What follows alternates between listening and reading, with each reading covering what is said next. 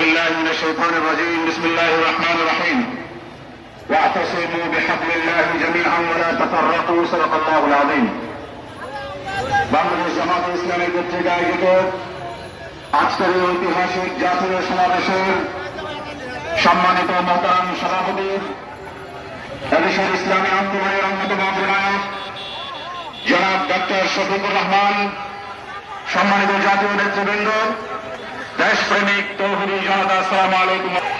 আজকে গোপালগঞ্জে ফাঁসিবাদের দোসররা আবার মাথা চেয়ে চেষ্টা করছে বাংলাদেশের সমস্ত তৌহিদি জনতাকে, অপর জনতাকে ঐক্যবদ্ধভাবে ফাঁসিবাদের চূড়ান্ত কবর রচনা করতে হবে ইনশাআল্লাহ।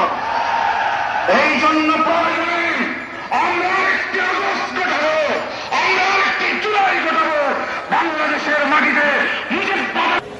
সম্মানিত আমির জামাত ডাক্তার শফিকুর রহমান, জাতীয় নেতৃবৃন্দ, ছাত্র ওলামায়ে কেরাম,